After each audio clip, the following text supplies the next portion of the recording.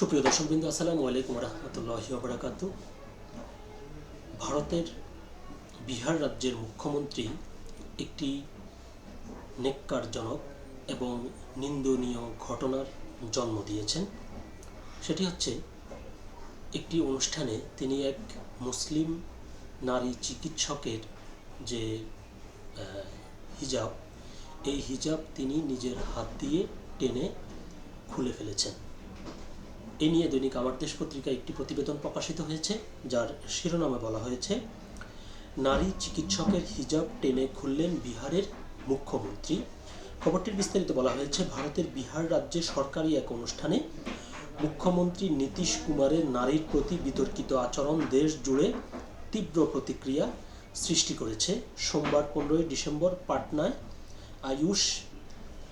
আয়ুর্বেদ, যোগ ও ন্যাচারোপ্যাথি, ইউনানি, সিদ্ধা ও হোমিওপ্যাথি চিকিৎসকের হাতে নিয়োগপত্র তুলে দেওয়ার সময় মুখ্যমন্ত্রী 74 বছর বয়সী নারী চিকিৎসকের হিজাব টান দিয়ে খুলে দেন।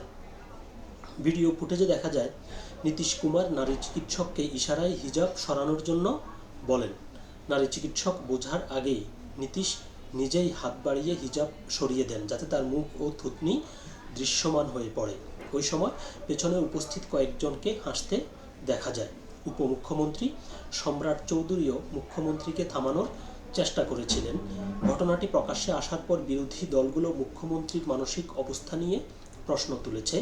কংগ্রেস দল এই ঘটনাকে লজ্জাজনক ও ঘৃণ্য আখ্যায়িত করে নীতিশ কুমারের পদত্যাগের দাবি করেছে। দলের এক্স হ্যান্ডেলে তারা লিখেছে, একজন নারী চিকিৎসক নিয়োগপত্র নিতে এসেছিলেন আর নীতিশ কুমার তার হিজাব টেনে নামালেন। রাজ্যের সর্বোচ্চ পদে থাকা একজন ব্যক্তি প্রকাশ্যে এমন ঘৃণ্য আচরণ করছেন। ভাবুন তো, রাজ্যে নারীরা কতটা নিরাপদ। আরজেডি দলও নীতিশ কুমারের এই আচরণকে সমালোচনা করেছে। তাদের এক বিবৃতিতে বলা হয়েছে, পর্দা করা মুসলিম নারীর হিজাব খুলে ফেলা জেডিইউ এবং বিজেপি নারীকে শক্তিশালী করার নামে কী রাজনীতি করছে তা প্রকাশ করে।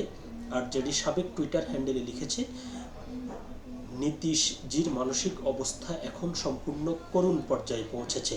উল্লেখ্য, নীতিশ কুমার এর আগে নভেম্বর মাসে বিহার বিধানসভা নির্বাচনের আগে এক জনসভায় নারীকে মালা পরানোর ভিডিও ভাইরাল হওয়ার সমালোচনায় মুখে পড়েছিলেন। তখন তিনি এক জেডিইউ সংসদ সদস্যকে ধমক দিয়ে থামাতে চেষ্টা করেছিল। এবারের ঘটনায় দেশ জুড়ে সামাজিক মাধ্যমে সমালোচনা ছড়িয়ে পড়েছে। তো মূল প্রতিবেদনটি এ পর্যন্তই ছিল।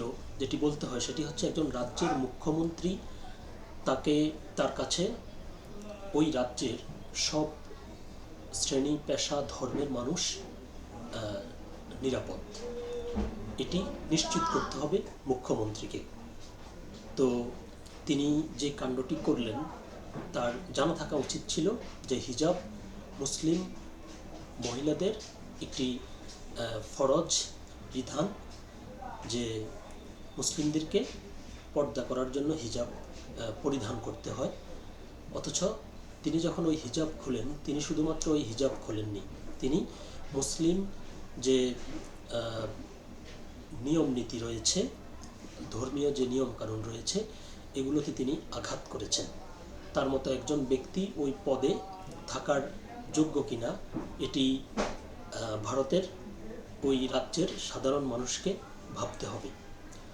তো সকলে ভালো থাকবেন, সুস্থ থাকবেন। আল্লাহ হাফেজ।